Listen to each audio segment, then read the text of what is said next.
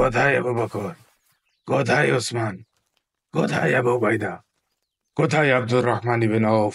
যারা মুহাম্মাদের অনুগত হয়েছে, আমরা শুধু তাদের কথাই জানতে পেরেছি। আর এরা ছিল আমাদের মধ্যে বুদ্ধিমান, বিচক্ষণ ও সম্ভ্রান্ত। অন্তত এতদিন এটাই ভেবেছিলাম। তাহলে আমরা আমাদের দাস ও কর্মচারীদের কিভাবে তার হাত থেকে রক্ষা করব?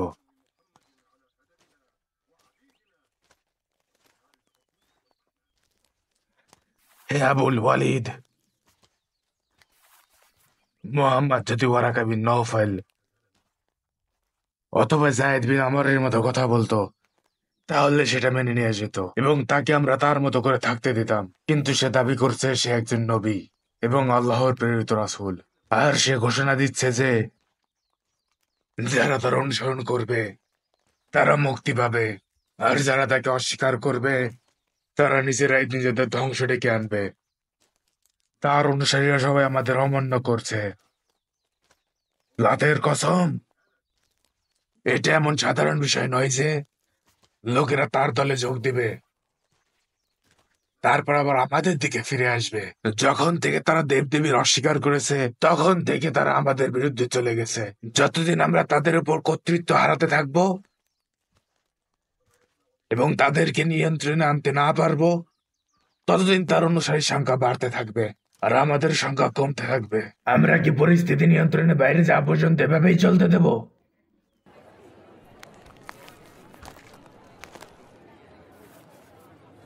আমাদের শরাব নিয়ে আসতে তো দেরি করলে কেন বিলাল? আমি তো আর কুরাইশদের বয়স্কদের রেখে আপনাদের আগে দিতে পারি না। তাদের চেয়ে সরব আমাদেরই বেশি দরকার। তাদের তো হাড় চিকন হয়ে গেছে আর শক্তিও কমে গিয়েছে। আরে কেউ শুনে ফেলবে। তুমি কি তোমার বাবাকে এখনো ভয় পাও? অবশ্যই, তিনি কবরে যাওয়ার আগে পর্যন্ত। আচ্ছা, সেদিন জোবাইর ইবনে মুতিমের দাস কিভাবে তোমাকে হারিয়ে দিল? ওয়াহশী? সে তো আমার চেয়ে বেশি শক্তিশালী। মানুষ যা চাইতো তাই যদি হতো, তাহলে তো জীবনযাত্রা বিপর্যস্ত হয়ে যেত। ঠিক বলেছ। মুহাম্মদের ব্যাপারে মতামত জানানোর জন্য বয়োজ্যেষ্ঠদের সাথে তোমার বসা উচিত, তাহলে সবাই তোমার কথা মেনে নিত। কি বিলাল, এরকম হোক সেটা চাও নাকি? মানুষ যদি জানতে পারে আমরা কি চাই এবং না চাই, তাহলে একে অপরের তরবারির সাথে দেখা করত। তাছাড়া আমি আমার দায়িত্বের বাইরে কি এমন করতে পারি? আমার কাজ তো অন্যান্য দাসদের মতোই, উট চড়ানো, ভেড়ার দুধ দোহানো, পানি নিয়ে আসা আর আপনাদের প্রয়োজনগুলো পূরণ করা। তুমি যদি কথার সাথে সাথে বর্ষা ও তলোয়ার চালাতে পারতে, তবে তোমার মূল্য আরো বেশি হতো। একজন মানুষ সব বিষয়ে দক্ষ হবে না, এটাই স্বাভাবিক। এজন্যই মানুষ একে অপরের উপর নির্ভরশীল। সে যে এত বিজ্ঞ তা আগে জানতাম না।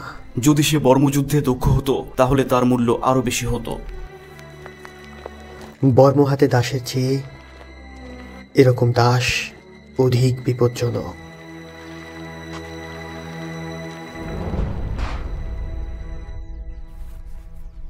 তারা তোমাদের নেতৃত্ব মেনে নিয়েছে, কেননা আমাদের ধর্ম এটাই বলে। সেই সাথে কাবার দায়িত্ব তোমাদের হাতে। অন্যদিকে মুহাম্মদ দাবি করছে যে সে সমগ্র মানব জাতির জন্য এসেছে, কিন্তু সে তার প্রচার শুরু করেছে নিজ পরিবার এবং গোত্রের মধ্য থেকে। আরবের অন্যান্য গোত্রের কাছে আত্মপ্রকাশ করা এখন সময়ের ব্যাপার মাত্র। এদের কেউ কেউ মুহাম্মাদের সাথে একত্রিত হয়ে তোমাদের বিরুদ্ধেই বিদ্রোহ ঘোষণা করতে পারে। আর সেটা হবে খুবই জঘন্য এক পরিস্থিতি। আর তাছাড়া আমাদের মধ্যে এত ধনবান আর উচ্চ বংশের লোক থাকার পরেও আল্লাহ কেন তাকে নবী ও রাসূল হিসেবে নির্বাচন করতে যাবেন? আপনারাই বলুন। আবুল হাকাম, যদি মুহাম্মদ মিথ্যে বলে থাকে, তাহলে সে অন্য কারো নবুয়তের দাবি মেনে নেবে না। আর সে যদি সত্যবাদী হয়ে থাকে, তাহলে আল্লাহ যাকে চেয়েছেন তাকেই নির্বাচন করেছেন। আবুল ওয়ালিদ, তুমি বিষয়টাকে কঠিন করে ফেলছো। তুমি কি মুহাম্মদকে তার মতো করে থাকতে দিতে চাও?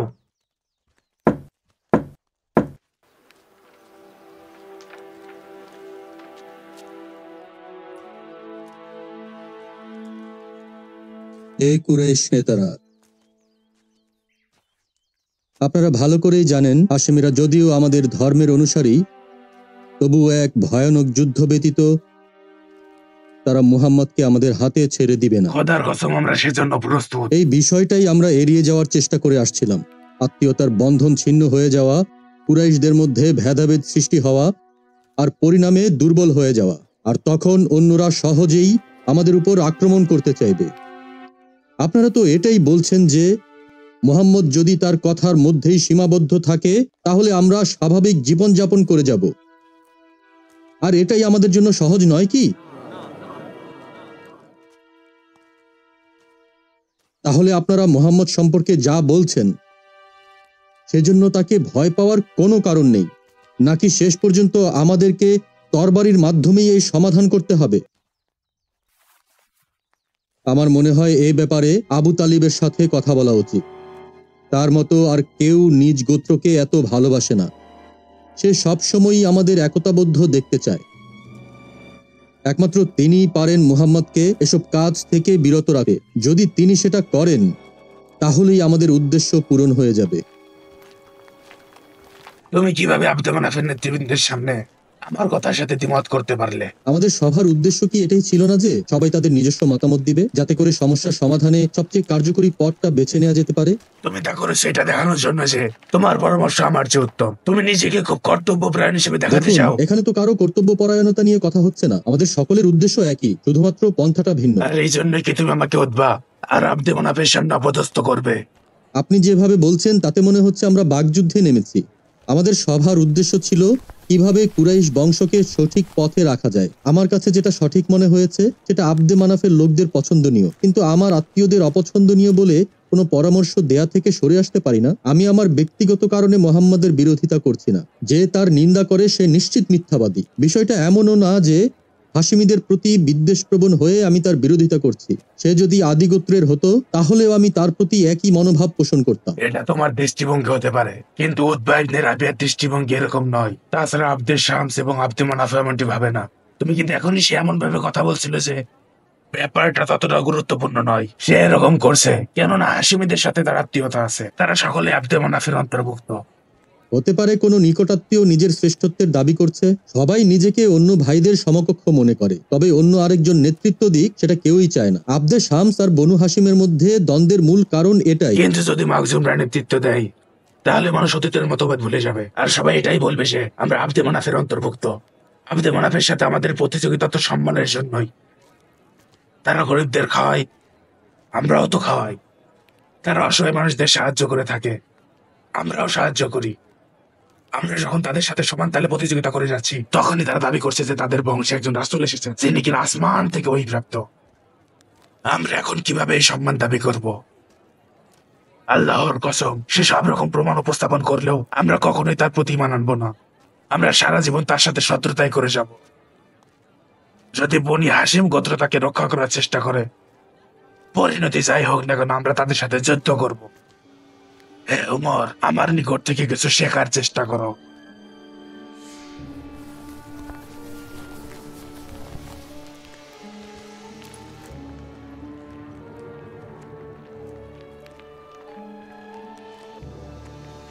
আমি লক্ষ্য করলাম যে আবুল হাকামের কঠোরতার বিপরীতে আপনি অনেকটা নমনীয়তা প্রদর্শন করছেন।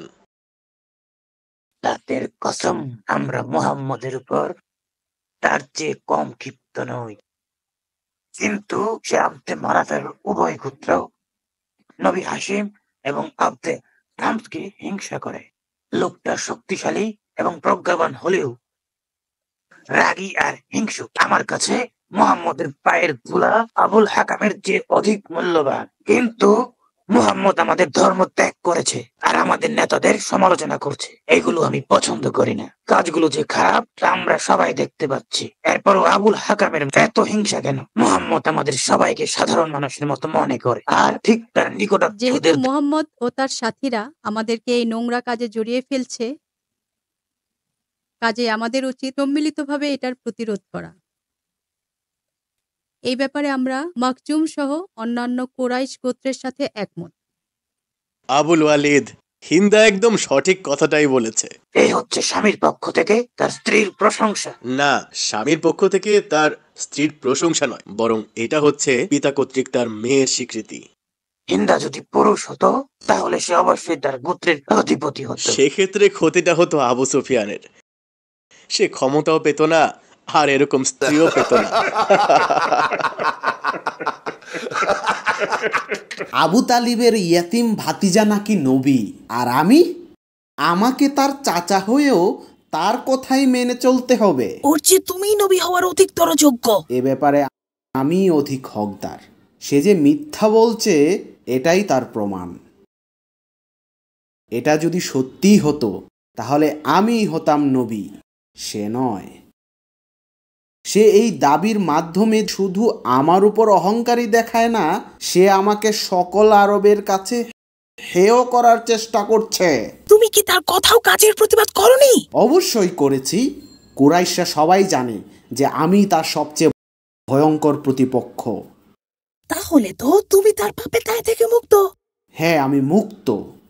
কিন্তু হাশিমিরা, তারা তো আমাকে নয়, আবু তালিবকে মান্য করে। তুমি যদি দেখতে তারা কিভাবে আমার দিকে তাকিয়েছিল, ঠিক যেন একটা খোস পাত্রা আক্রান্ত ওট। যদি কুরাইশরা তার অপকর্মের জন্য আমাকে পরিত্যাগ করে আর মুহাম্মদকে রক্ষা না করার ব্যাপারে আমাকে দোষারোপ করে, তাহলে তারাও অন্যান্য আরবদের মতোই বলা শুরু করবে যে আত্মীয় হওয়া সত্ত্বেও আমি আমার ভাতিজার বিরুদ্ধে ষড়যন্ত্র করেছি। আর এটা আরবদের চোখে একটা ভয়ানক অপরাধ।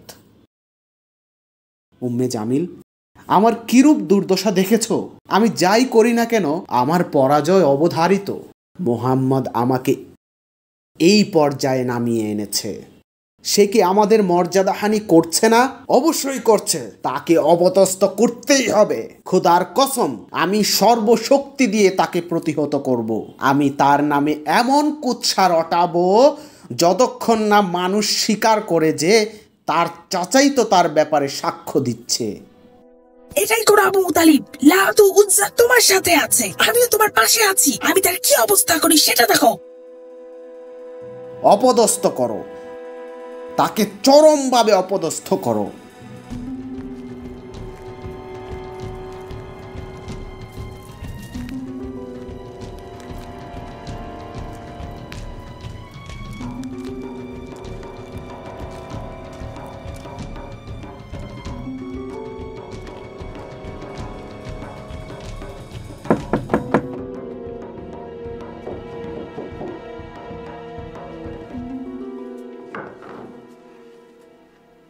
ভাই ওমর, তোমাকে দেখে কি যে খুশি হলাম। তোমাদের কি খবর? যতদিন তুমি সাথে আছো ভালোই থাক। আর তোমার কি খবর সাইদ? আমিও ভালো আছি। তুমি এখানে যে? আজকাল আমার চেয়ে বোনকেই বেশি সময় দিচ্ছ মনে হচ্ছে। ওমরকে কেউ আমার কাছ থেকে সরাতে পারবে না। তোমার জন্য কিছু খাবার বা পানীয় নিয়ে আসি। শুধু পানি নিয়ে এসো। সবার কি হলো? তাদের উদ্দেশ্য একটাই, কিন্তু মত ভিন্ন ভিন্ন। যদি এমনটা চলতে থাকে তবে এর পরিণতি ভালো হবে না। একটু বিস্তারিত বলো। তাদের সবার উদ্দেশ্য একই, মুহাম্মদকে থামানো আর তার ধর্মকে নিশ্চিহ্ন করে দেয়া। কিন্তু কিভাবে সেটা করা হবে সেটা নিয়ে কোনো ঐক্যমত নেই। কেউ কেউ আবদে মানাফের প্রতি হিংসা পোষণ করে, আবার আবদে মানাফের কেউ কেউ হাশেমিদের দেখতে পারে না। আবার হাশেমিদের অনেকেই আব্দুল মুত্তালিব গোত্রের প্রতি বিদ্বেষ পোষণ করে। আবার আব্দুল মুত্তালিব গোত্রেরও কেউ কেউ মুহাম্মদকে অপছন্দ করে। আল্লাহই জানেন এরা কি করছে। সবার লক্ষ্য যদি একটাই হয় তাহলে ভিন্নমত থাকলেও ক্ষতিটা কোথায়? শত্রুতার কারণ যখন ভিন্ন ভিন্ন, সমাধানের পথও তখন একরকম হবে না। আর এই কারণেই তারা মূল উদ্দেশ্য ভুলে গিয়ে একে অপরকে দোষারোপে ব্যস্ত। তারা এমন এক জায়গায় এসে পৌঁছেছে যে মুহাম্মদের সাথে শত্রুতার চেয়ে নিজেরাই পরস্পরের প্রতি বেশি শত্রু ভাবাপন্ন।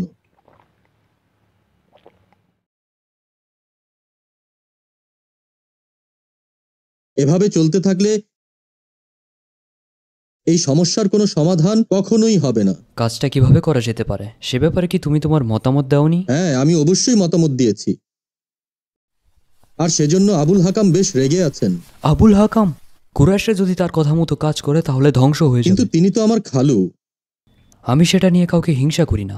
কিন্তু অন্য সব ব্যাপারে তুমি যেটা করো সেটা আমি পছন্দ করি। আমাদের মা ভিন্ন হতে পারে, কিন্তু আমি খুবই সৌভাগ্যবান যে আমাদের পিতা একই। আল্লাহর কসম, আমি তোমাকে সবচেয়ে বেশি পছন্দ করি। আমি জানি তুমি তোমার আত্মীয়দের অত্যন্ত সম্মান করো, আর এটা খুবই ভালো।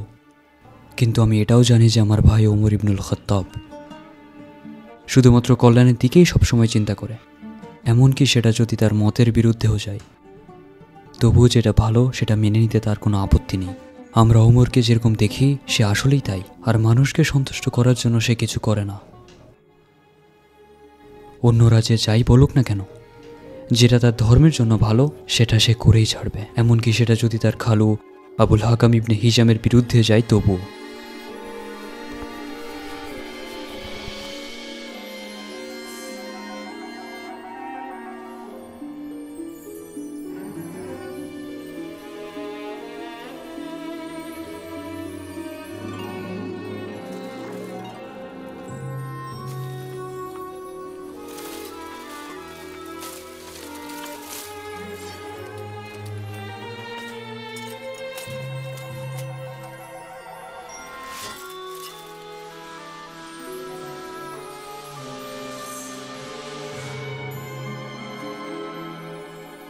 আমাদের শক্তি কিংবা সংখ্যার স্বল্পতা নিয়ে কুরাইশ নেতৃবৃন্দের ক্ষমতা ও অবজ্ঞায় কেউ হতাশ হয় না।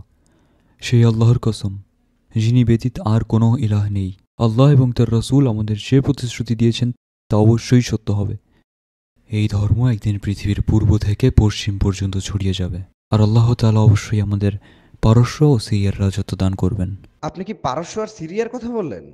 তোমার কাছে এটা অসম্ভব মনে হচ্ছে, তাই না? জি। কিন্তু আল্লাহর কাছে এটা খুবই সহজ। তোমরা আজকে তোমাদের দিনের জন্য যে কষ্ট সহ্য করছো, তার বিনিময়ে আল্লাহ তাআলা কি ওয়াদা করেছেন সেটা স্মরণ রেখো। তাহলে এই কষ্ট সহ্য করা তোমাদের কাছে কষ্টই মনে হবে না। আল্লাহর রাসূল সাল্লাল্লাহু আলাইহি ওয়াসাল্লাম সত্যই বলেছেন, এবং আল্লাহ যা ওয়াদা করেছেন সেটাও অবশ্যই সত্য। কিন্তু আল্লাহ ও তার রাসূল সাল্লাল্লাহু আলাইহি সাল্লামের প্রতি যারা কঠোর বিদ্বেষ পোষণ করে, তারা যতক্ষণ না মুসলমান হচ্ছে ততদিন আরবে ইসলাম বিজয়ী হতে পারবে না। হ্যাঁ, তা ঠিক। তবে তাদের মৃত্যুর পূর্বেই যদি তাদের কাছে দাওয়াত পৌঁছাতে পারি, তাহলে অবশ্যই তারা সবাই ইসলাম কবুল করবে। আজকে যারা আমাদের প্রতি শত্রুতা পোষণ করেছে, দেখবে তারাই আগামীকাল আমাদের দিনী ভাই হয়ে যাবে। কাজেই আমি তোমাদের সবকিছু সহজভাবে নেওয়ার পরামর্শ দিচ্ছি। কুরাইশদের এই বৈরী আচরণ যেন তোমাদেরকে তাদের প্রতি বিতৃষ্ণ না করে তোলে। দয়া এবং উত্তম আচরণ সবসময় ভালো ফলাফল বয়ে আনে। অবশ্যই আমরা যদি সত্যের উপর প্রতিকূল পরিবেশে অটল থাকতে পারি, তাহলে অবশ্যই সেটা ভিন্ন মতাবলম্বীদের উপর প্রভাব ফেলবে। মিথ্যাকে কখনো মিথ্যা দিয়ে মোকাবেলা করা যায়। মন্দকে ভালো দিয়ে মোকাবেলা করাই সত্যের দাবি। প্রজ্ঞার ধৈর্যের মাধ্যমে কঠিন শত্রু ও প্রাণের বন্ধু করা যায়। অন্যথায় তারা জোর জবরদস্তি করে তাদের পথ অনুসরণে বাধ্য করবে।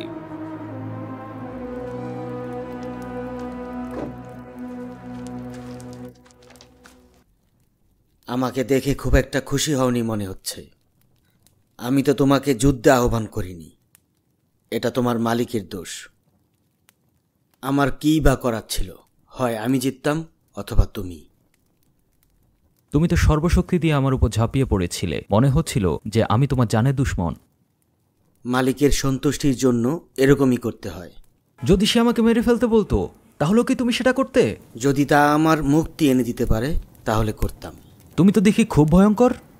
অন্য কারো জন্য এমন না হলেও দাসদের জন্য এটা একটা দক্ষতা। যদি এটা তোমার মুক্তি নিশ্চিত করত। কখনোই না। এজন্যই তো তুমি এখনো দাস হয়ে আছো। চুপ করো। অপমান আর দাসত্বের জীবন কে চায়? তুমি আজকে তোমার মালিকের ফেলে দেয়া মদ পান করে আসনি তো? ওয়াসি, তুমি মদ পান করে এসেছো মনে হচ্ছে। আমি অবশ্যই কাউকে হত্যা করতাম। তুমি কখনো শুধরাবে না। শুধুমাত্র আমার মালিকই আমাকে নিয়ন্ত্রণ করতে পারেন। আমাদের মধ্যে কত পার্থক্য বিলাল, তুমি কি জানো? আমাদের মধ্যে একটাই মিল, আর সেটা হচ্ছে তোমার আর আমার বর্ণ।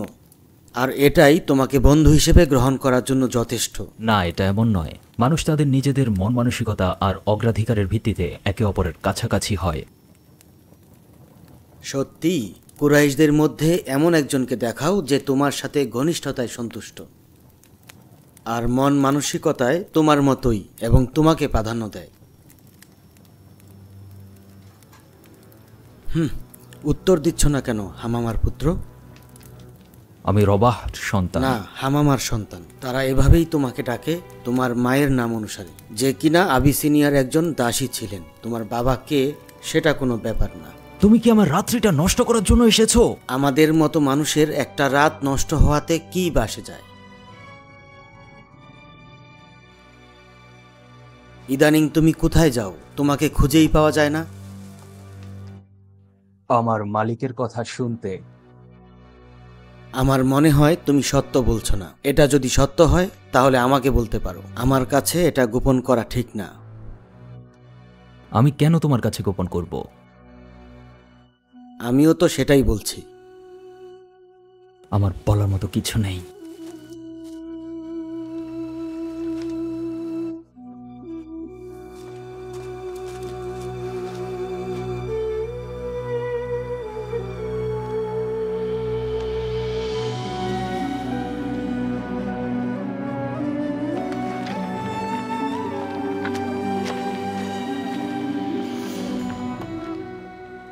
আবু তালিব, আমাদের সবার সাথে তোমার আবার দেখা হলো। আমাদের বিষয়টা তোমার কাছে শেষবারের মতো বলছি, খুব ভদ্রভাবেই বলছি।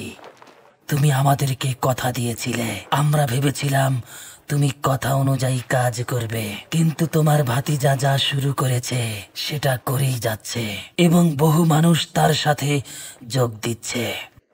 আমাদের মধ্যে যারা কম জ্ঞানী তারা তাদের দুর্বলতা আর অসহায়ত্বের কারণে প্রতারিত হচ্ছে। আমাদের প্রায় সবাই এটা বলে যে তুমি যদি এটার মীমাংসা না করো তাহলে এমনও হতে পারে আমরা আর তোমার কথা শুনবো না। আমরা আবার তোমার কাছে এজন্য এসেছি যেন সবকিছু ভালোই ভালোই মিটে যায়। অবস্থা কিন্তু সহ্যের সীমা অতিক্রম করেছে। আমরা এই অবস্থা আর সহ্য করব না। আমাদের প্রভু এবং পূর্বপুরুষদের নিন্দা করা হচ্ছে আর নেতাদেরও তীব্রভাবে ভর্ৎসনা করা হচ্ছে। তুমি তাকে না থামালে প্রয়োজনে তোমার সাথেও যুদ্ধ করব।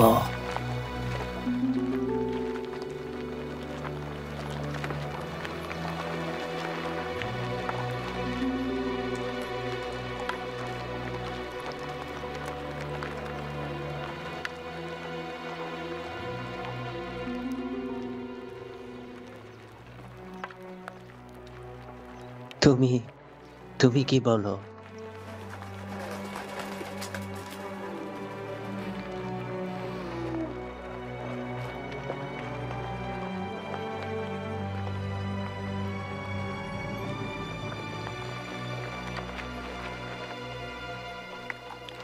আল্লাহর শপথ, তারা তার প্রতি অন্যায় করছে।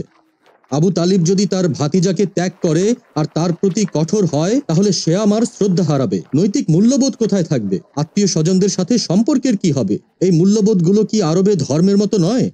তারা কিভাবে আবু তালিবকে এইসব অবজ্ঞা করতে বলে? সে সকল প্রকার সম্মান হারাবে এবং চিরতরে নিন্দিত হবে। কিন্তু তুমি তাদের সাথে ছিলে।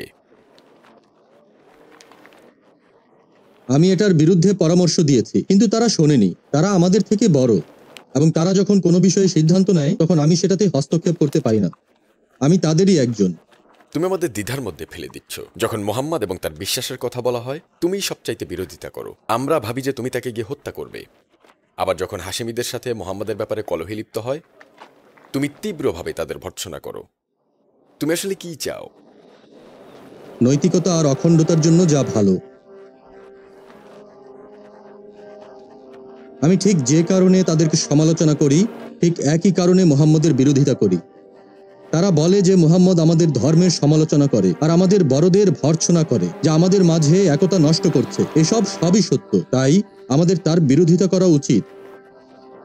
এজন্যই তারা চেষ্টা করছে আবু তালিব যেন তার ভাতিজাকে পরিত্যাগ করে, যদিও তারা জানে যে এটা আরবের প্রথা ও মূল্যবোধ বিরোধী আর তাদের কবিতাগুলোতে এসবের উচ্চ প্রশংসা করা হয়ে থাকে। তারা না মুহাম্মদের কথা মেনে নিচ্ছে আর না তাদের পূর্বপুরুষের ঐতিহ্যের প্রতি অটল থাকছে। যারা মনে করে নিজেদের মূল্যবোধের সাথে আপোষ করে যুদ্ধে জিতবে, প্রকৃতপক্ষে তারা জয়ী হতে পারবে না।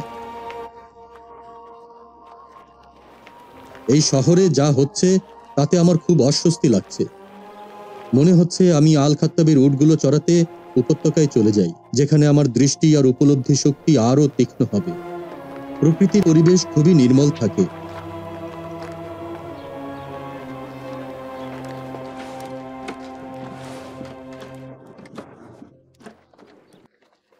শুভ সকাল।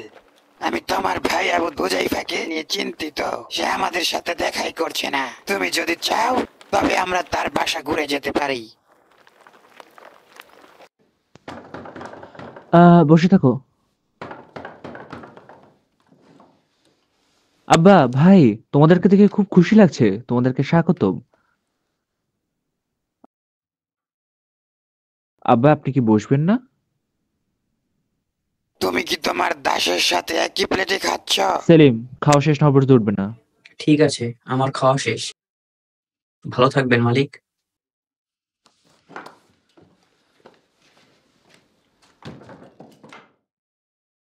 আপনি তাকে এভাবে কষ্ট না দিলেও পারেন।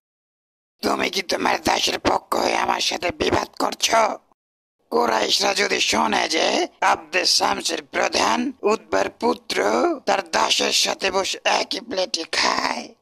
মানুষ মানুষ কি বললো তাতে কি এসে যায়? যেখানে আমার আলাদা দৃষ্টিভঙ্গি আছে। তুমি তার মালিক। আমি তাকে ভালোবাসি, যেমন ভাবে আমি আমার সন্তানকে ভালোবাসি। তার সাথে একই প্লেটে খাওয়াতে ক্ষতি কোথায়? আমরা যখন মারা যাব তখন কি আমাদেরকে একই মাটিতে দাফন করা হবে না? হ্যাঁ, একই মাটিতে, কিন্তু একই কবরে না। কবরে কি মালিক আর দাস কোনো ভেদাভেদ থাকবে আব্বা? যখন মানুষ মারা যায় তখন তাদের মাঝে কোনো ভেদাভেদ থাকে না। এই ভেদাভেদ শুধু মৃত্যুর আগেই থাকে, আর তারা যা পেছনে রেখে যায় তা। মৃত ব্যক্তি নিকট এসবের কি গুরুত্ব থাকে? ভালো কাজ ছাড়া তারা তাদের সাথে আর কিছুই নিয়ে যায় না। কি বললে তুমি? মানুষ মারা যাওয়ার পরও তাদের ভালো কাজগুলো রয়ে যায়।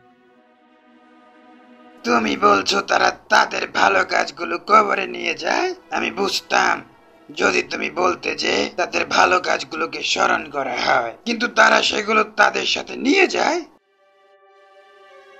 তুমি কি মুহাম্মদের সাথে দেখা করছো আর পুনরুত্থান ও হিসাব নিকাশ নিয়ে এসব শিখছো? সে কি আসলে এসব বলে? যখন সে জনগণকে সাফা পর্বতে ডেকেছিল আমি সেদিন ছিলাম না। আপনি কি বসবেন না আব্বা? আমি কি ওই মাদুরে বসবো যেখানে তোমার দাস বসেছিল?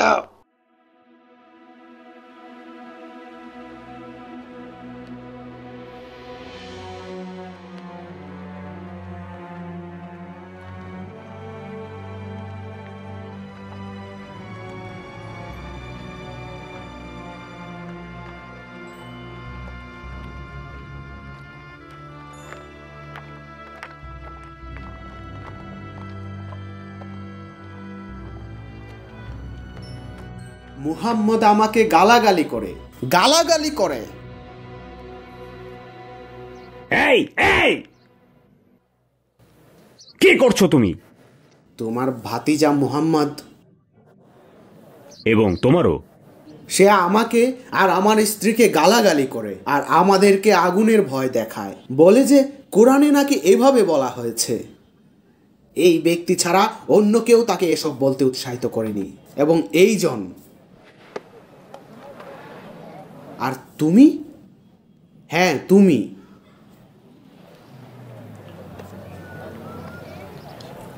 তাহলে তুমি তোমার ভাতিজার সাথে আচরণ করবে? তার কোনো কিছুর সাথেই আমার কোনো সম্পর্ক নেই।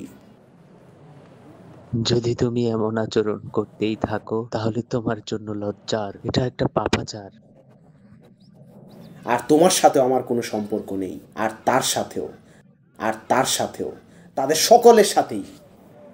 তোমার এই আচরণ দেখে আব্দুল মুতালিবের হৃদয় ভেঙে যেত।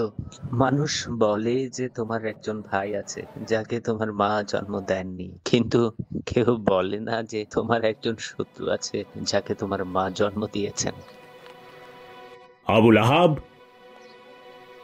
তুমি কি কিছু একটা ভুলে রেখে গেলে?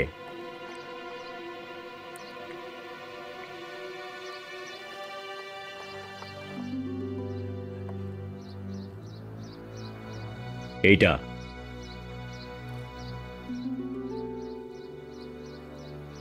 নাও, উঠাও।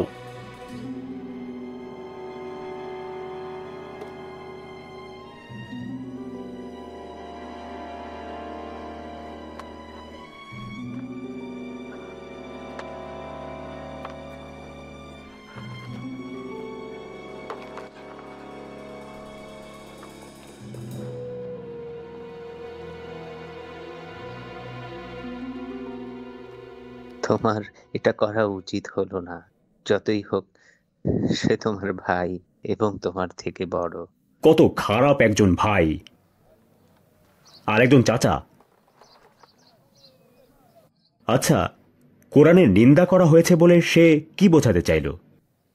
সে মুহাম্মাদের সাথে শত্রুতা করতেই থাকলো যতক্ষণ না মুহাম্মদ তিলাওয়াত করলো, تبت يدا أبي لهب وتب ما أغنى عنه ماله وما كسب سيصلى نارا ذات لهب وامرأته حمالة الحطب في جيدها حبل من مسد। পরকাল আর জাহান্নাম বলে যদি কিছু থাকে, আবুল আহাব তার কৃতকর্মের জন্য সেটারই উপযুক্ত। সে মানুষের মধ্যে সবচেয়ে বাজে লোক। অথবা মোহাম্মদ হয়তো আসলেই সত্যবাণী প্রাপ্ত। তুমি কি বলতে চাচ্ছ?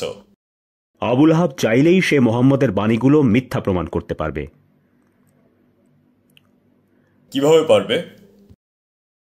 তাকে কি কুরআনের মাধ্যমে আগুন সম্পর্কে সাবধান করা হয়নি, যেটা হবে শেষ বিচারের দিন? হ্যাঁ, আসলেই মিথ্যা প্রমাণ করতে হলে তাকে প্রকাশ্যে মুহাম্মদকে বিশ্বাসের ঘোষণা দিতে হবে। বলতে হবে যে সে ইসলামকে গ্রহণ করেছে। এর মাধ্যমে সে আয়াতগুলোকে মিথ্যা প্রমাণ করবে এবং মুহাম্মদকে মিথ্যাবাদী বানাবে। খোদাকে ধন্যবাদ যে আবুল আহাব এইরকম একটা মূর্খ। তার সম্বন্ধে আর কোনো কথা না বলাই ভালো। তাহলে চলো মানুষ যা বলাবলি করছে সে সম্পর্কে মুহাম্মাদের সাথে কথা বলি, যেন সে তাকে এবং আমাদেরকে রক্ষা করার চেষ্টা করে। এটা আমাদেরকে খুব বেশি কষ্ট দিচ্ছে।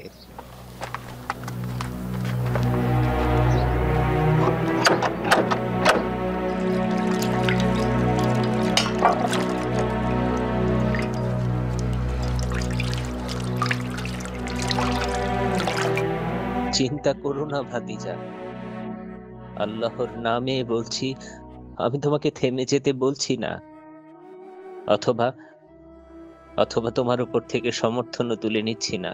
আমি জানি তুমি তোমার দাওয়াত থেকে বিরত থাকার পাত্র নও, যেহেতু তুমি বলেছ যে তারা যদি তোমার ডান হাতে সূর্য আর বাম হাতে চন্দ্র এনে দেয়ও তুমি থামবে না যতক্ষণ না আল্লাহ তোমাকে জয়ী করেন, অথবা এই কাজ করতে গিয়ে তুমি মৃত্যুবরণ করো। কাজ চালিয়ে যাও ভাতিজা, এবং তোমার যেভাবে ইচ্ছা দাওয়াত দিতে থাকো।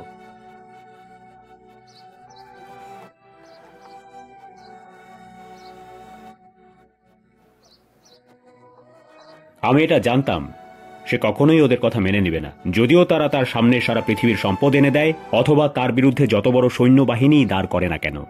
এটা ছাড়া সে যদি অন্য কিছু বলতো তাহলে সে নিজেকেই মিথ্যা প্রমাণ করত। মানুষ আল্লাহর নবী ও রাসূল সাল্লাল্লাহু আলাইহি সাল্লাম সম্পর্কে যাই ভাবুক না কেন, তাকে তার দাওয়াত চালিয়ে যেতে হবে অথবা বন্ধ করতে অনুমতি দিক বা না দিক। সে কি অন্য কারো কথা মতো চলবে?